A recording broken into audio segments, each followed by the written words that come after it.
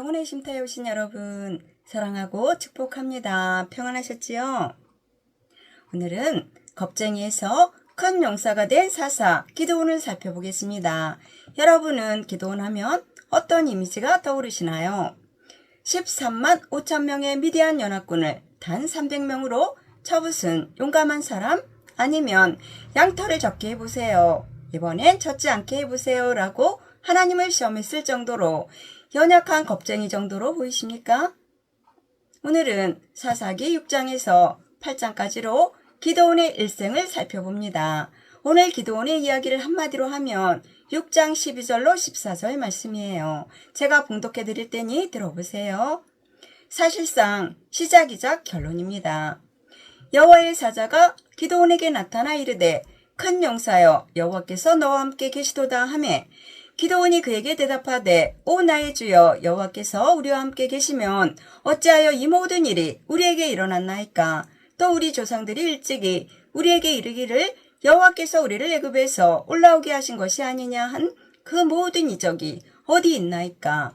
이제 여호와께서 우리를 버리사 미디안의 손에 우리를 넘겨주셨나이다 하니 여호와께서 그를 향하여 이르시되 너는 가서 이 너의 힘으로 이스라엘을 미디안의 손에서 구원하라. 내가 너를 보낸 것이 아니냐 하시니라. 하나님이 우리를 축복하셨다면서 어떻게 우리가 이렇게 힘들게 살고 있습니까? 라는 질문입니다.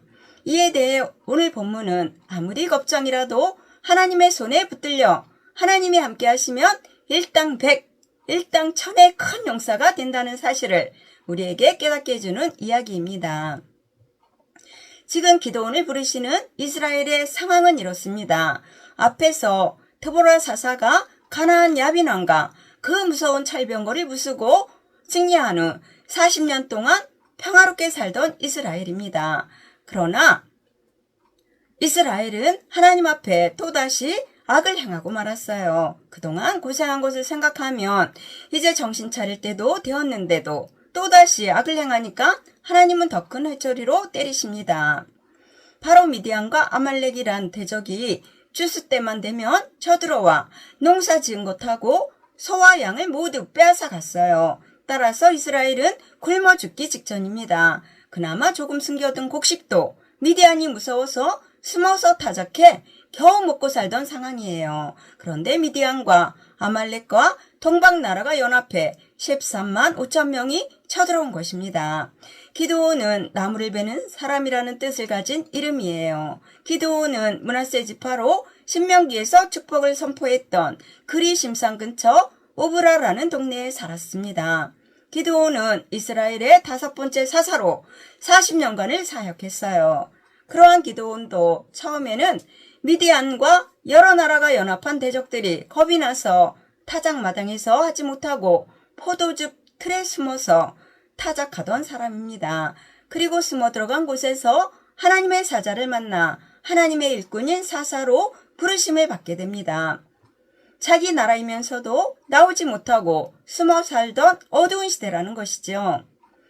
기드온은 자기처럼 연약한 사람이 어떻게 이스라엘을 구원할 수 있을까 하고 정말 하나님의 뜻이라면 표적을 보여달라고 합니다. 이에 하나님은 아브라함과 햇불 언약을 맺을 때와 엘리야가 바알 선지자 450대 1의 기도 대결을 벌일 때 불이 나온 것처럼 제단에 놓인 재물을 불로 태워버리는 초자연적인 표적을 보여주십니다. 그리고는 미디안과 전쟁할 용사들을 모집하기에 앞서 하나님의 뜻이면 표적을 보여달라고 겁쟁이처럼 다시 요구합니다. 그것도 아주 인간으로서는 믿기 어려운 하나님에게 혼날 정도로 하나님을 시험하는 듯한 기드온의 일방적인 요구였어요. 그러나 미디안과 대적들이 너무나 많지요. 겁이 나는 정도가 아닙니다. 그래서인지 타작마당에 이슬이 내리는데 양털만 적게 해보세요. 그리고 또다시 양털은 젖지 않고 땅만 적게 해보세요. 그러면 하나님이 시키신 일로 알고 미디안과 싸워 이스라엘을 구원하겠습니다. 라는 그야말로 일하기 싫어서 투정 부리는 것 같은 엉뚱한 요구를 했음에도 하나님은 응해주셨어요. 이에 기드온은 용사를 모집하는데 32,000명이 모였습니다. 그런데 하나님은 너무 많다고 하셔요. 아니, 미디안 연합군은 군대가 13만 5천 명인데요. 많다고 하십니다. 할 수 없이 겁이 나는 사람은 돌아가도 좋다 하자 2만 2천 명이 돌아갑니다. 그래도 많다 하시니까 줄이고 또 줄여서 딸랑 300명만 남았습니다. 이 300명은 완전 자원하는 마음으로 남은 하늘 백성이에요.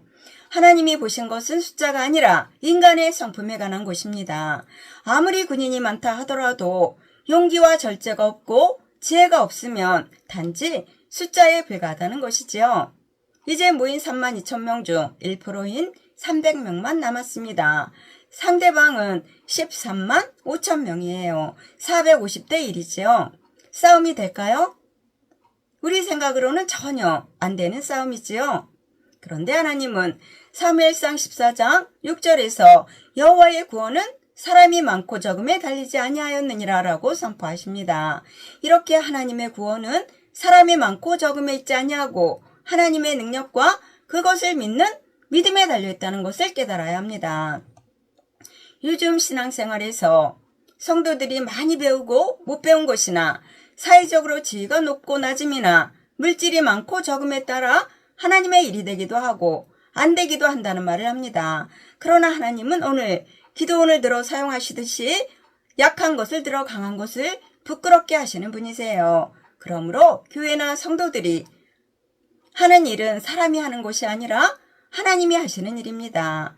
그렇게 기도원은 하나님의 손에 이끌려 사명을 감당했어요. 그리고 왕으로도 추대하는데도 끝내 사양했을 정도로 겸손했습니다. 그럼에도 기도원은 인생 말년에 큰 실수를 하게 되지요. 우리가 하나님의 도우심이나 은혜로 큰 성공을 거두거나 재물이 풍성할 때 조심해야 합니다. 신앙생활에 정신 차리고 모범을 보여야 합니다. 기도원은 왕의 자리는 사양했지만 대적들에게 탈취한 금부치를 요구했어요. 그리고 그 금부치로 제사장의 옷인 에봇을 만들어 후손들에게 우상이 되게 하는 실수를 했습니다. 조심해야 합니다. 하나님은 오늘도 여러분을 향해 큰 용사여라고 부르십니다. 그런데도 하나님은 우리가 기도하는데 왜 응답을 안 하시나요?